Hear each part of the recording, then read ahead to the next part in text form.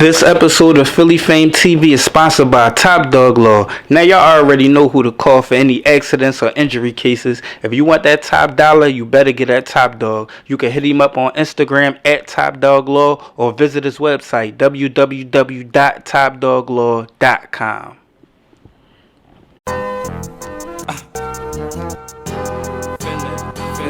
Philly Fame.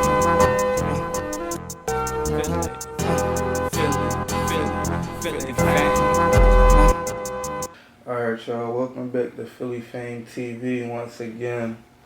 Thank y'all for tuning in. This is episode 3 of What Happened to Where Are They Now. In this episode, we covering the Youngstas. I feel like their story is definitely like a historical, crazy story that a lot of people don't really talk about. And some people may not even know about. You know what I mean? They was around in the early 90s, had a nice little run. They was in the mix, with a lot of the rappers who was popping at that time. So, for whatever reason, they didn't get their just due or they didn't make it to that next level. So I really wanted to touch on their story. I had did an interview with Q-Ball, a few years ago, and he gave his side of it. But I'm going to give, my perspective on the whole totality of the group based on everything that he said in the interview, along with, some of the information that I found when I did research. So we're going to get right into it. But, before we get to the Youngstas, I want to give y'all a little bit of their background, their history, as far as where they come from, so y'all get a little bit of idea, their pedigree and all that. So we're going to start off with Pop Art. Their father, Lawrence Goodman, their uncle, Dana Goodman, who are the founders of Pop Art. I seen, in some articles they mentioned Ann Goodman too as one of the co-founders, being Lawrence Goodman's wife. They said like she was an executive producer on somewhere that I said, so I don't want to discredit her, so I'm going to throw her name in there too. But LG, the teacher, as he was known as well, because he was a producer. We ain't going to get too deep into Pop Art. We just going to touch on it because they got a whole history and story as well that's crazy. That's why this whole story with the Youngstas is crazy as far as Pop Art. So, a little bit of history on him and his brother, because they was bulls in their own right. From what I understand, they was members of, Muhammad Temple 12 under the leadership of a guy named Jeremiah Shabazz in the early 70s. I seen somewhere they had some ties to the Black Mafia family at the time. Not Black Mafia family, that's being up, but the ties to the Black Mafia, Philly Black Mafia. At that time, I don't know how true it is, but I did see somebody say that. So, it's quite possible, because the Mafia was moving, out of the temples and the mosques at the time. It's well documented, there ain't no secret. But, Pop Art officially was started back in 79. One of the, on 54th and Reese, 5401 Reese, where I see, they said the address of their headquarters was, when I was doing my research, so right down 54th and Reese. Started off as like a management production company, because LG was a producer. Started off with like a singer, I believe his name was Ryan Aiken. It said that he met him when he was in Graterford prison together. And when he came home, I guess they started getting into music, and LG was producing for him. And, some years later, fast forward some years later, their brother, I read that their brother connected with Marley Marl and Mr. Magic out in New York. And at the time, Roxanne Shante had the record, Roxanne's Revenge, going at the other Roxanne from UTFO, I think that was the name of the group, if I ain't mistaken. That's way back in the day, so y'all correct me if I'm wrong on that. But no New York labels was picking it up because it was like too controversial at the time. It was early on. This record wasn't a big thing at the time, so it was heavy in the streets. They was playing it on their show, Mr. Magic and Marley Marl, but no labels would pick it up. So long story short, as though Dana connected with him, Pop Art ended up picking it up and getting Roxanne Shante on their label, and they the ones who put it out. So Roxanne Shante became like the first rap artist in '84, and that's how they started, getting a rap artist and becoming the pop art that we grew to know. So from there, Marley Marl started connecting with the other rappers from, because Roxanne Shante was from Queensbridge at the time. You know what I mean? So that's how MC Shan ended up coming down and becoming a part of it. Craig G, you know what I mean? Marley Marl became a part of it. Then later, at some point in time, they got, Jazzy Jeff, Fresh Prince, Cool C, Steady B, Three Times Duke. They had, Salt and Pepper. Before they was Salt and Pepper, they was Super Nature. So they had a nice little slew of artists, a nice little roster. And I mean, a lot of the people from New York that's, famous in early hip hop and rap, some famous stuff popped off, based on pop art. You know what I mean? So, they had the Juice Crew come through. You know what I mean? They did some stuff. They had Salt and Pepper. They did Dougie Fresh in the show and all that. They had the Showstopper. We already talked about the Roxanne Shantae situation. And at some point in time, they had the Bridge from MC Shan, which later got the historical response from KRS-One. The Bridge is over. And I mean, so pop art was a part of some legendary stuff, even with the New York artists, and they don't really get that.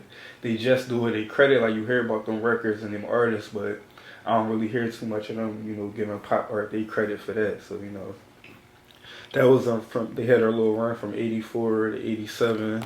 Then they took a little hiatus, and they start working on a sub label.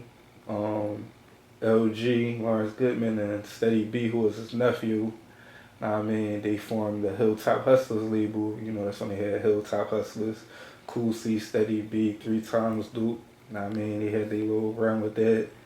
And then they formed the Bridge record. The Marley Marl formed the Bridge Records under Pop Art, and that's when they had the song "The Bridge" with MC Shan. So that's a little bit of Youngstas pedigree. They background, where they come from, how they get in.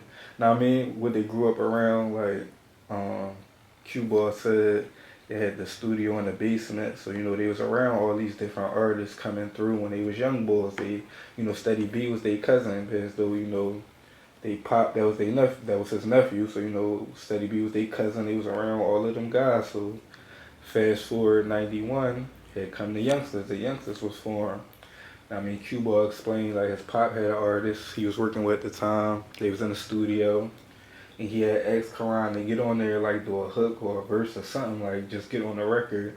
And he had sounded good. And then the other brother, his brother, Taj, was there. So Taj got on the record too. Taj was a year older than Karan. I mean, Karan said they wasn't living in the same house at the time, but he was there that day at that time. So they both got on the record. They sounded good. So he says Pop had the idea to make them into a group. They grabbed their cousin, who was a year older than Taj. So they all 1 year apart, basically. One is 1 year older than the other.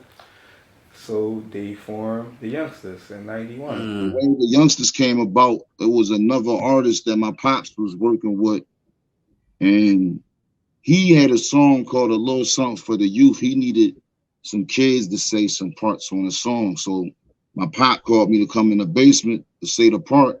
And when I said the part, they like, "Oh shit, he sound dope! Like, let's let him just say the whole verse and see how that sounds." Then I said the whole verse, and then my brother was at the crib as well too. He because we grew up in separate houses or whatever. So he coincidentally was there that weekend.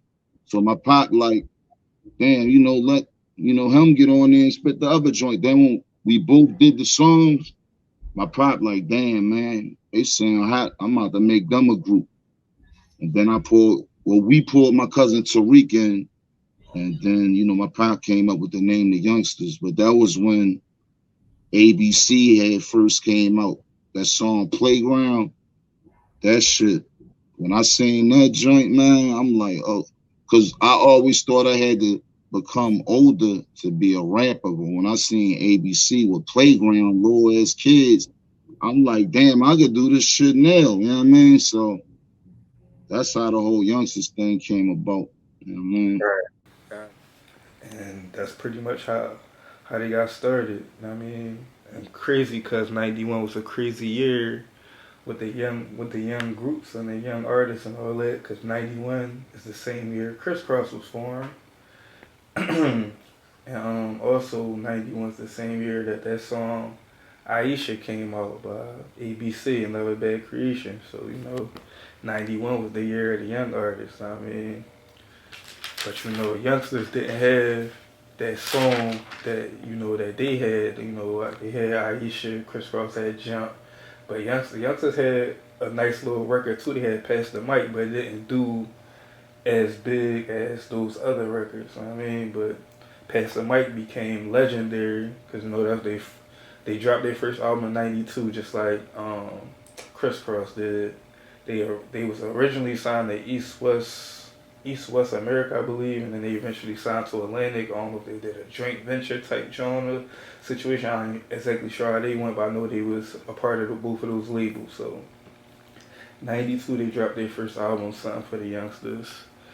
Crisscross dropped their debut album too that year. But back to Pass the Mic. So Pass the Mic, Karan starts it off, and he had the famous line in there, money growing like grass with the massive pill. I strike back with the mic and track. When it comes to drums, it's like a hyper react. My mind starts to generate words that penetrate. Then I eliminate suckers who imitate. Once again, I reveal the skill. Money's growing like grass with the massive pill. It doesn't matter hardcore or commercial. I'm universal. This sex rehearsal. I mean, like, and if y'all, your hip hop bull from that era, you remember that DJ Premier, had sampled that for one of the, Gangstar biggest records they ever had to this day. Again, I reveal the skill. Money's growing like grass with the massive pill. I said if I started with money on the bump, it's going to make the record jump, and that's exactly what it did. So when you load that disc in and then get the record at the top, DJs know how to catch it. Some DJs don't, but if you're a true hip hop DJ, you know how to catch it. And then it said 1, 2, 3, and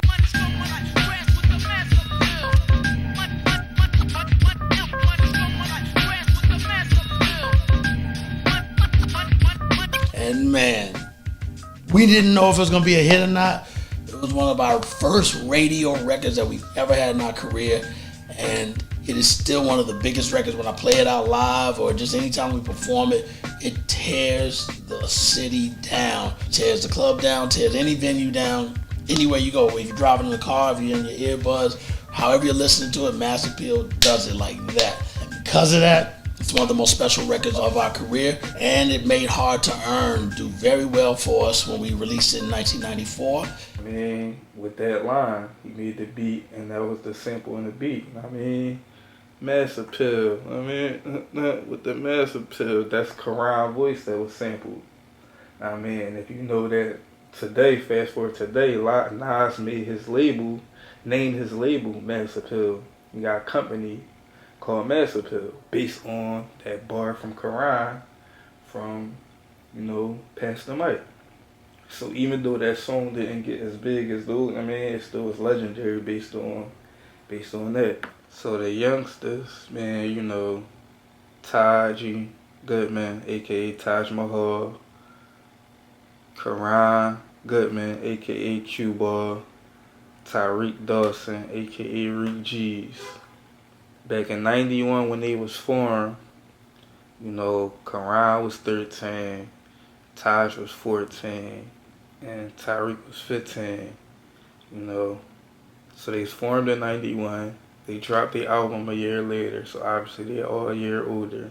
Pass the Mic, first single off the album. The album failed the chart, but Pass the Mic actually made it to number 10 on the chart. So that was pretty good. Made it the top 10. And at this time they had a little beef with Crisscross. I mean, like I said, they came out at the same time, was the same age. And the youngsters had that energy from pop art. Pop art thing was to, go at the popular artists and the top people, the build controversy to drop the music. I mean, that was Lawrence Goodman, that was his formula, you know, from back in Cool C Steady B. You know, he said I read that he said that when LL had the radio joint, my radio, he said he piped Steady B up to go at him, like he made a song called Take Your Radio, and I mean, so that pop art was on that type time, like, so he basically had the youngsters like going that crisscross, like I mean, like basically like yo, we ain't on no kitty rap. I mean, we really talk that talk. I mean, from Philly, and from the trenches. That's how we giving it up. They was on that type time, like, so they had a little back and forth, whatever. I mean, short lived, little back and forth, threw a little shots at each other. Yeah, man, we got all that shit from my pop. You know what I'm saying? Like every song my dad did, everything he did was dissing somebody. Roxanne Shante had, Roxanne Revenge when the real Roxanne was out first at UTFO and them, you know what I'm saying? Right. Salt and Pepper had Showstopper when Dougie Fresh and Slick Rick had the show. Cool C had Juice Crew This when the Juice Crew was lit. You know what I'm saying? Steady Right. B first song was I Take Your Radio when LL had his song Radio. So, that's the approach that my pop always had us on. Like even with us, we had our little issues with crisscross and shit on some young bullshit. But like it's the same thing in any other game, man. You know what I'm saying? It's a real competitive game. It ain't nothing personal. You know what I'm saying? It's just being competitive. You know what I mean?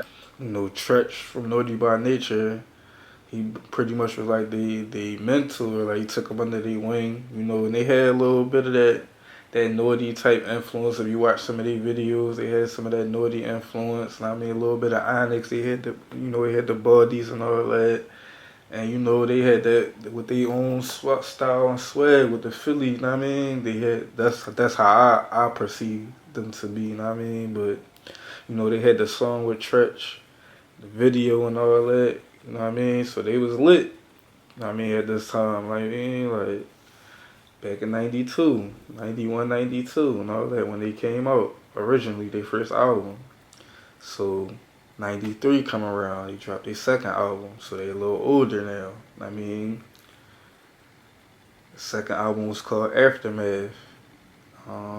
It charted, made it to number 25 on the rap and R&B charts, and it had 3 singles from this one. Cruise Pop, you know, that's the one with Tretch on there. Is You With Me, and Wild Child. I mean, Cruise Pop actually made it the number 3 on the hot rap singles. I mean, and Is You With Me made it the number 9 in '94. Actually made it in '94 and went to number 9. So you know, Cruise Pop definitely was a joint back then, and their second album, I mean, definitely was a joint back then. Like they had a nice little follow up and got some nice feedback. Like I said, they had Tretch on that joint. I mean. So the next year, '94, I mean they a little more older now. Like this time, like they started off at '91, dropped their first album in '92. Now '94 is a couple years older, I believe. Karan 16 at the time, Taji 17, and Tariq 18. So now I mean they kind of I think this when they switched their name, they start calling themselves the Illy Funksters. I mean, we ain't just the youngsters no more. We ain't young. We older. We in our late teenage years, mid to late teenage years now. So you know, we the early funksters. They dropped, and I believe Cuba said in an interview they got that name from Tretch, or one of them said it. I think they said Tretch kind of gave him that name, and he ran with it. Started calling himself that. Their album New Mercy. That made it to the charts on number 45. It had 2 singles off this joint, Hip Hop Ride, which was, paying homage to a lot of the artists in the game that they was rocking with at the time. Nice little video for that joint and all that. And another single they had was Mad Props. Hip Hop Ride actually made it to number 2 on the charts. I mean, so that was big. And Mad Props made it to 19. But this was their last album on the major, on Atlantic, I believe. You know what I mean? It's their last album. So after that, I mean, this was a 94, 95 come around, and they dropped their last official album. I mean, this one Pop Art come back in the mix. LG, they was on hiatus. Pop Art was on hiatus. They had the sub labels and all that for a little bit. But this was him making a return. So he had Youngstas back on Pop Art. You know what I mean? And they put out they last album for as like official album. I'll Make You Famous. You know what I mean, that was a joint back then. You know what I mean. But the album ain't, that joint ain't chart, failed to chart, but it had 2 singles off of there, I'll Make You Famous and Verbal Glock. And I'll Make You Famous actually made it the number 25 on the charts, you know what I mean? They supposed to drop they last album, Icons, officially at some around that time, but I don't think they did, but eventually it did come out. I think they just put it out independently, and so it's out and it's up on their website and it's out on like certain distribution sites, so it's around. I don't think it was officially released though. I'm not sure.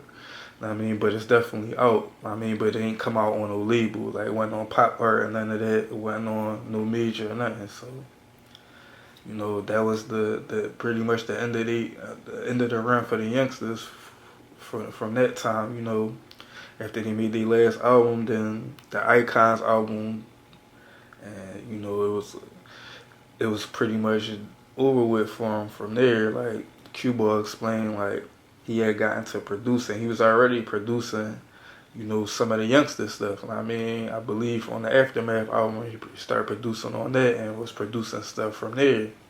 But he went full-fledged as a producer kind of once the group stopped with the music. He said one of the members had a kid and, was on family type time. And another member just wasn't on music type time like that. So he went, he started doing this producing thing. Like, so the Youngstas as a group, I was saying like 90s, after 95, I believe the Icons album was like 97 or something like that. So I guess like 97, 98, the Youngstas, that was the end of their run from like 91 to 98, 97, 98, 96, 97, 98, somewhere around there.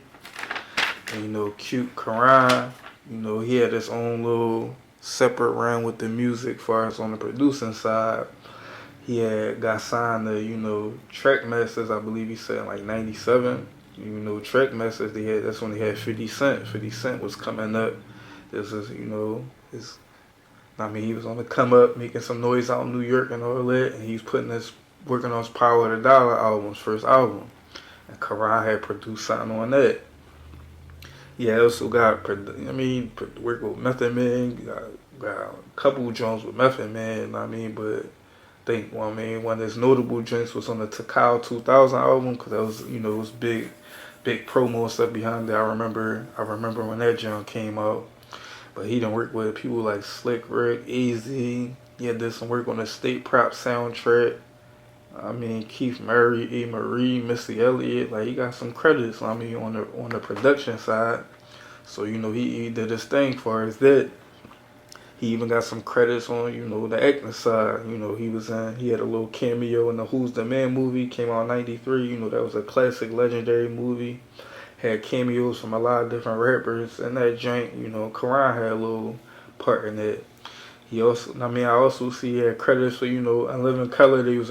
I don't know if it was just him or if it was the group. I'm not sure, but I know he got credited for being like, the performance act on, the legendary show In Living Color. Y'all know In Living Color had rap acts and stuff at the end of it. That was a legendary show. So I see he got credited for that.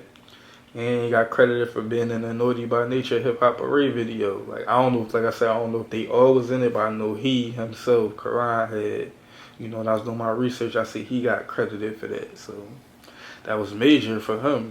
For him and his run. But for the Youngstas, they had a crazy little run. Like, some of their highlights was they was on Soul Train back when Don Cornelius was on their legendary show. They performed on the Apollo with Dougie Fresh. Dougie Fresh came out They brought Dougie Fresh out. He was beatboxing, but he was rapping. Legendary. You know what I mean? I need you, baby, sucks. I need you, you know what I'm saying? We rocking live at the Apollo with Dougie Fresh. Is it real or what? What's up? Everybody give a hand for my man Dougie Fresh, you know what I'm saying? He been in this thing since hip-hop almost first started. One of the pioneers of rap. What's going on, man? Yo, we want you to hook up a beatbox real quick so we can kick a rhyme to it real quick. Of course, let's set it off. All right. You know that? Strictly do your thing. Power audience. Yeah, this is good. Yeah.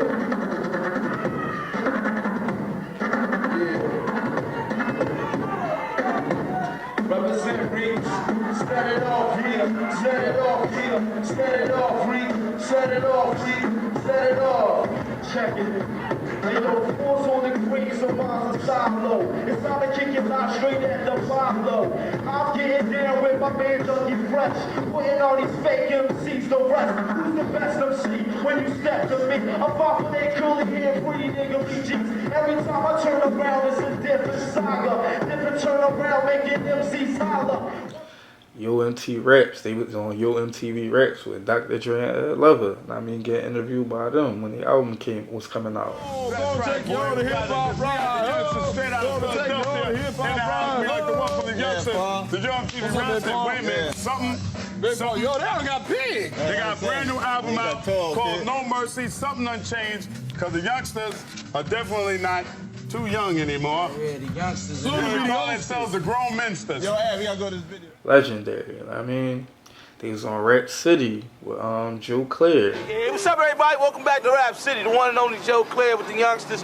Hey, I mean, legendary. Like, if you from this era, early 90s, rap, hip-hop, I mean, you know, just legendary stuff. They had a feature in the Source magazine. I mean, you know about the Source at the time, legendary. I mean, come on, man. They had production on, I mean, before Karan and them start, you know, taking over the production and stuff like that. They was rapping on beats. They had beats by DJ Premier, Marley Marl, Pete Rock, the Beat Nuts. I mean, early 90s, still legendary. Like, they had, I mean, they didn't have a whole lot of features because they mainly, you know, was them three on their stuff. But a couple notable features they did have, you know, I told you about the joint with Tretch, Pete Rock and CL Smooth. They had them on one of their joints. They did a record with Mobb Deep. I mean, Havoc and Prodigy. 1995. You guys are on a song called Bloodshed and War with the Youngstas. Tell me about that classic. It was called Bloodshed and War, you said? Bloodshed and War with the Youngstas. Yeah. The Youngsters was a group that we was kind of cool with back in the 90s, you know what I mean? Got really cool with them. You know, they're out of Philly. We from New York, so it's kind of like the same demographics. We got along really well. And it was a pleasure doing music with them because we all was young, you know what I mean? And striving for the same goal and had a really great time in the studio doing the music. Okay, so you're this dope producer. Karan Goodman from the Youngsters is a producer. Yeah. Do you guys butt heads, or do you have an idea, he has an idea, and you come up with a masterpiece? I never butted heads with Karan that I could remember, you know what I mean? I'm always one of those type of people where if I'm around other producers, I really, really, truly respect what they do. And I try to learn from every producer that I meet, regardless of what level I think I'm on. Because there might be things that, you know, they do that you don't do that you can kind of pick up on. Legendary. Like, I mean, so to me, they was one of them groups that was like all of the crazy legendary people from that era that we talk about. They was in the mix. I mean, all them people knew who they was. All the industry people knew who they was. They was in the mix. All of them, they just didn't get that. They didn't have that #1 song on the radio, video that everybody know and was singing, and it just was like worldwide and global. And they became superstars. Like, they just didn't have that.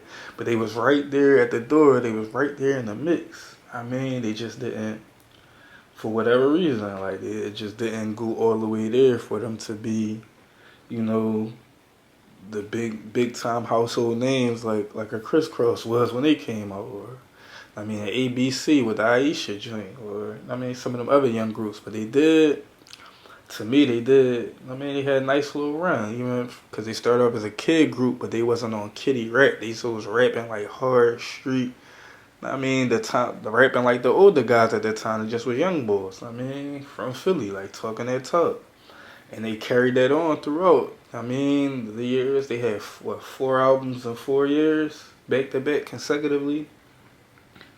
I mean, or something like that. Like, and they was consistent with their music and their production and all of that. They just never, I mean, got that mainstream success. Like, but their story was crazy. Like coming up, under the umbrella they came up under, the legendary umbrella, and then them having they run of their own was crazy. But after their last album on Pop Art in '95.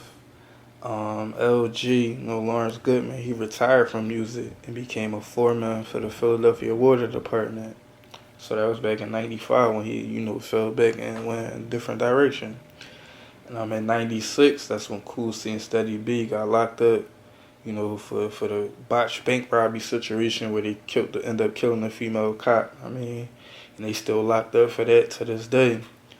I mean, after, like I said, after the Youngstas album, everybody kind of went their different directions, and I told you about Karan with the producing and all that. But it seemed like, like Tariq kind of was under the radar for the most part. He probably was fell back and was, out the mix, probably living his life, doing his thing, taking care of his family. But I seen Taj been in the mix a little bit over the years. I seen pictures with like him and Mobb Deep, him with Mobb Deep together. He got pictures with them separately. I mean, I seen him still maintain his relationship with Tretch. Like, I don't know how recent it was, but it looked like in recent years. Like, I mean, so he been in the mix with the music and stuff to a degree. And then in recent time, I seen them all together. Like, I guess they was at a show or a concert or something. Like, but they all was together, with Kiss, Lil C. So they still, they still around. Like, and they family. Like I said in the beginning, like Karan and Taji brothers and Tariq they cousin. Like, so they family. Like, so they always gonna be family. Like, they probably just wasn't on no rap stuff. They probably just left the youngster stuff alone, but they still family. But I seen they been in the mix like over the years, and as recent as like 2020, they had a new song called "Philly Ain't Friendly." Like, it was just Reek and Taj on that joint. Karan wasn't on that joint, but Reek and Taj had it. Still going by the Youngsters. Philly ain't friendly. Like, so today, fast forward today, they seem like they alive and well, chilling, living their lives.